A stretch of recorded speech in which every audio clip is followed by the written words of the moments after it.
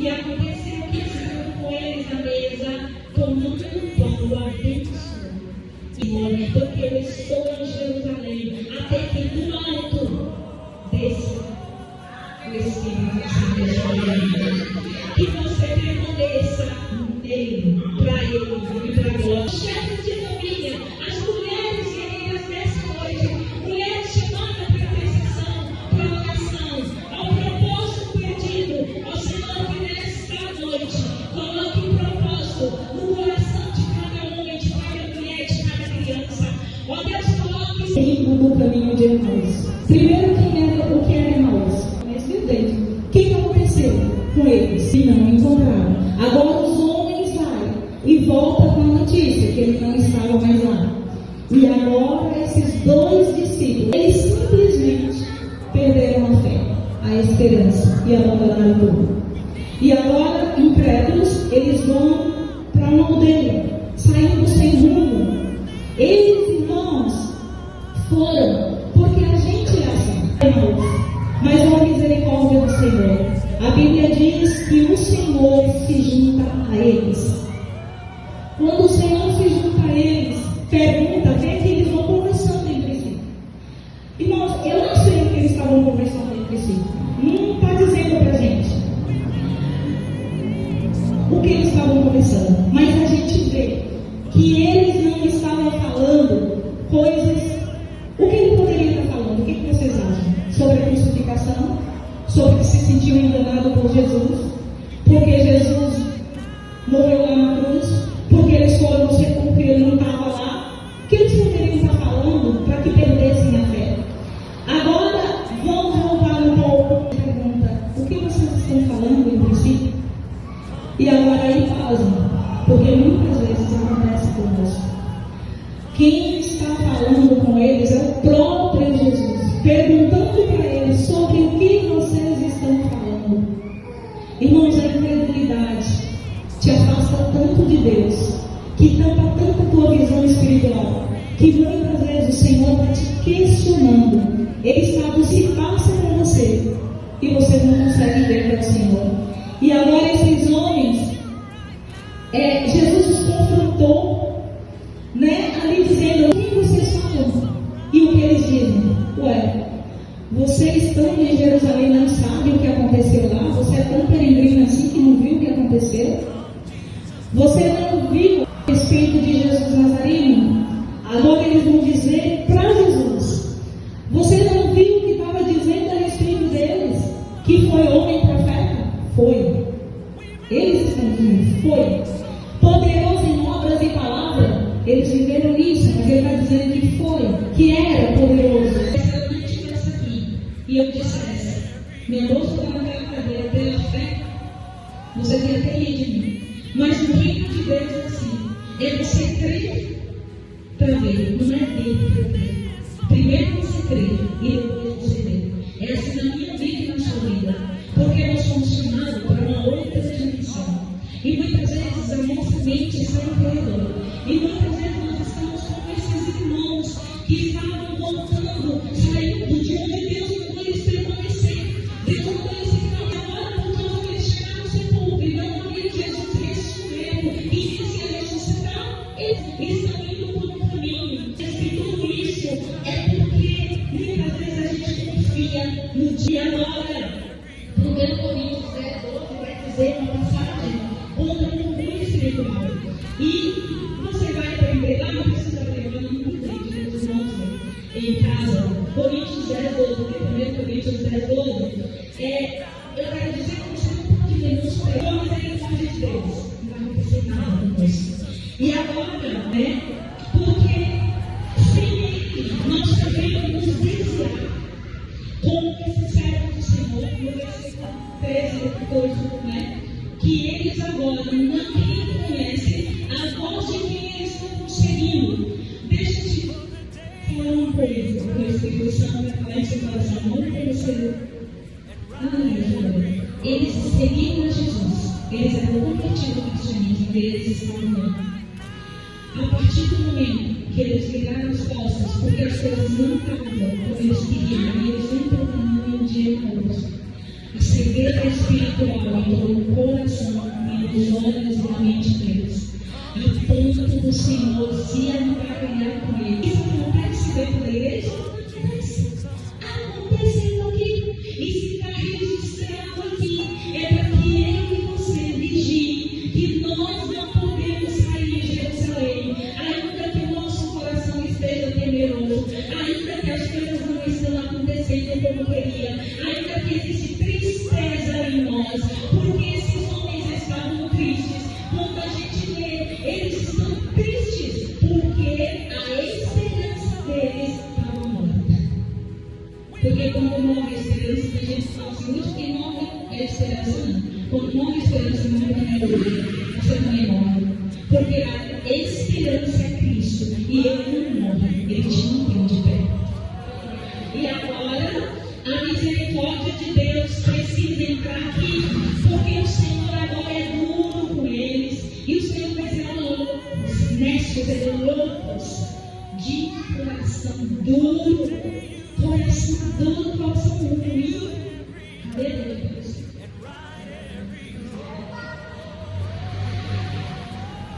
Honestos ou loucos, calados de coração, para crer.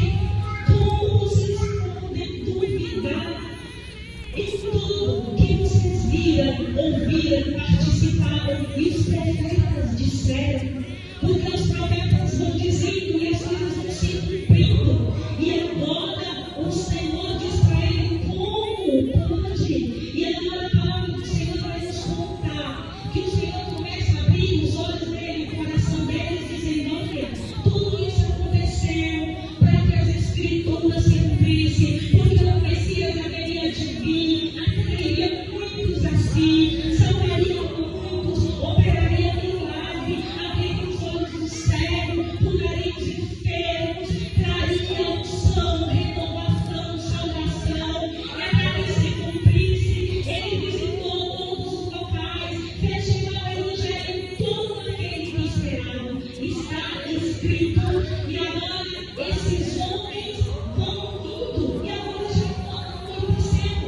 E a Bíblia fala nesses salmos que alguns anos, e o Senhor não desistiu deles, viu a esperança para mim e para você, porque ainda que você permaneça na situação que você não quer permanecer, você está precisando graça e coragem para se libertar de tudo que tem te aprisionado, de tudo que tem roubado sua alegria. E às vezes a sua alegria é roubada por coisas pequenas. Pode ser uma dívida que você tem. Você fica triste porque você quer sanar essa dívida e a condição você ainda não vê. Às vezes é uma enfermidade que não te larga. Às vezes é uma falta de emprego. Às vezes é um familiar, é um casamento, é um filho que não é salvo. Às vezes é o seu marido que não te acompanha. Você queria que as coisas acontecessem e você fica triste e você perde o ânimo, mas ainda assim não se esqueça, se você ainda estiver voltando, Ele te acompanha até o caminho de Emaús, só para te lembrar que Ele é com você, que Ele te dirige os passos e que Ele não te abandona. Aleluia. Oh, irmãos, meu coração bate de lembrar que o Senhor, Ele nos tira com dias improváveis. Porque o Senhor na nossa vida nos apontou oportunidades. E nas oportunidades está o poder de Deus. Você se lembra de Neemias? Vocês leram que Neemias estava bem preparado para os conterrâneos dele que veio de tão longe, às vezes muito longe, visitaram ele e disse assim: como está Jerusalém? E ele disse assim: os que escaparam estão em grande desgraça. As portas de Jerusalém são queimadas a fogos e o povo está em grande miséria. E Neemias ouve aquilo. E Neemias foi orar e dizer: ó Senhor, e agora eu vou? Não, porque o Senhor te chamou para quando você ouvir coisas que você tem que consertar.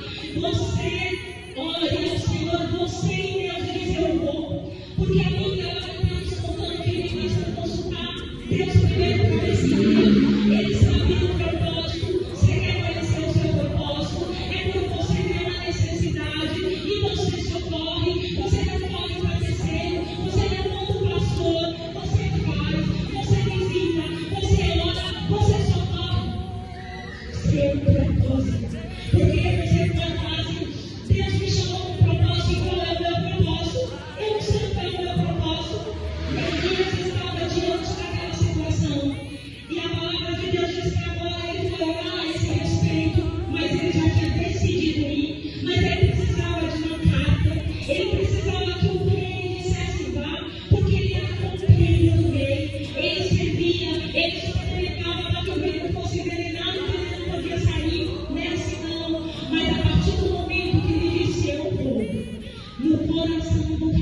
começou a trabalhar. E Neemias fez servir o rei, e o rei disse: que é isso, Neemias? O teu semblante está triste. Por que o teu semblante está triste? Porque Neemias nunca foi diante do rei triste.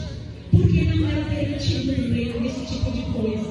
Mas Neemias disse: como eu não poderia? Mas a Bíblia diz antes disso, que Neemias não faça o céu, mandou um e-mail de emergência dizendo: dê-me graça diante do rei. E quando ele diz ao rei: a minha cidade está largada, os sepulcros dos meus pais estão a erro, Jerusalém está sem proteção, sem muros. Você sabe o que é uma casa sem muro? É só você morar numa cidade grande e ter uma casa sem muro, para você ver o medo e a derrota, e como você não terá paz. Você vai saber se você morar no local sem muro. E agora ele fala isso diante do rei. E o rei diz assim: o que é que me impede de morar? E nessa noite, Deus está dizendo para você: o que é que você quer agora? Sobre o que te traz a refletir, para que você me peça algo que você está tentando fazer. Você está tentando e você não consegue. Não consegue. Mas você tem colocado diante de mim. E agora eu pergunto: o que é que você quer que o rei te faça? Coloque diante do Senhor nessa noite. O que é que você quer que ele te faça? E não saia de Jerusalém até acontecer. Porque agora nós vamos aqui ver que nós não sabíamos o que eles conversavam antes. Só sabemos de uma coisa: que essa conversa estava matando a fé deles, que essa conversa estava matando a convicção que eles tinham antes, que essa conversa estava afastando eles de Jerusalém. Você não pode permitir que a sua situação te afaste de Jerusalém. Você não pode permitir, você não vai deixar essas coisas acontecerem na sua vida, porque você tem um Deus que te conduz de volta a Jerusalém. Um Deus que te leva para a mesa. Um Deus que fala que vai passar na frente para que você vá: fique comigo, fique conosco, porque a gente vai indo. Que irmãos, era uma cidade significante, que era uma aldeia sem expressão. E nessa conversa que esses homens iam, estavam incrédulos, desviados, sem esperança. E às vezes, muitas vezes, você está aqui dentro da igreja incrédulo, sem esperança, vivendo de conversas fiadas, de disse-me-disse, ouvindo o que está dizendo lá fora, sem dar ouvido o que diz a palavra de Deus. Vou dizer a verdade para você: se você não ler a palavra de Deus, você será um crente fraco e triste. Fraco e triste. Porque Paulo vai dizer que na fraqueza dele se aperfeiçoava a perfeição, não é? Mas ele estava dizendo de outra coisa, que quando ele pensava que ele era forte, que ele era fraco. Porque nunca devemos pensar que somos só Deus é forte. Você experimenta dele, e quando a mão dele, a misericórdia dele está sobre você, você faz. Acontece. E agora, eles estavam se afastando do propósito, saindo da presença do Senhor no caminho de Deus. Você, nessa noite, se você tem saído da presença dele, se você está sem fé, andando por Emaús, eu quero te dizer: faça o seu caminho de volta para Jerusalém. E agora nós vamos ver que esses homens do Senhor falam que o coração deles é tudo. E que a mente deles o Senhor reprovou o pensamento que eles estavam falando, porque o Senhor estava com eles e os olhos deles estavam fechados. Agora nós vamos para a parte final, que quem andava com ele, a Bíblia fala do outro crente, não só do outro, porque depende com quem você está. Se for mais incrédulo, e se você não for crente, se você não estiver andando na palavra, se você estiver andando com incrédulo, isso vai até uma vez comigo. Uma vez afirmado, outra vez incrédulo. E o afirmado tem que ganhar o incrédulo, porque a palavra de Deus te dá sustentabilidade para ganhar o incrédulo. Então, nessa te dizer que Jesus é uma fonte inesgotável. Vamos para o final dele, agora olha o que o Senhor fala com eles, exortando eles. Porventura não convinha que o Cristo padecesse essas coisas e entrasse na. E começando por Moisés e por todos os profetas, ele explicou-lhes as Escrituras. Pode ver. E chegando a ovelha, o Senhor continuou como se fosse. Agora o que aconteceu? Volta para eles. E eles constrangeram agora o coração deles, e serão quebrados. Porque a palavra de Deus faz isso. E se não faz na sua vida, você tem que buscar isso. Quebra o meu coração, Senhor. Espírito Santo, derrama o seu óleo sobre o meu coração, tudo para que ele amoleça. Espírito Santo, entra, derrama o seu óleo sobre a minha mente, para que ela se abra e seja esclarecido. Porque ele disseram agora, fica conosco, porque já é tarde e já declinou o dia. E a Bíblia diz que ele entrou para ficar com eles. E agora o que acontece? E aconteceu que estando com eles, onde o Senhor quer te levar? Onde o Senhor quer te levar? Porque na mesa tem comunhão. Porque na mesa tem edificação. Por isso eu acho importante, irmãos, que tem o hábito de fazer a mesa do café da manhã, a mesa do almoço, a mesa do jantar. Esse negócio que ela não pegar seu pratinho para ver na televisão, não é espiritismo. Seria tão bom, porque a mesa, a gente vê quando a gente se reúne aqui, que coloca a mesa, que todo mundo vai lá, se serve, vem sentar. E quando tem a mesa, a gente senta tudo junto, e é tão gostoso, e rola tanta coisa, e a gente senta comendo, a gente sai até mais alegre. Oxalá que Deus abençoe que nós possamos ter todos os cultos desse tipo de comunhão, que vai chegar o tempo que vai ser assim mesmo. Amém? Quem gosta dessas comunhões? Glória a Deus. E o Senhor nos sustenta através desse partido. E aconteceu que estavam com eles na mesa, tomando pão, o abençoou, e partiu e o deu. E agora o que acontece? Abriram-se-lhes então os e conheceram. Quando o Senhor abriu os seus olhos, você vai ver que tudo que está na neve, que tudo que está no escuro, que tudo que está culpado, vai esclarecer. Quando o Senhor abriu os seus olhos, aquilo que você está orando há muito tempo, o Senhor vai te revelar, vai te esclarecer. Aquilo que você está buscando.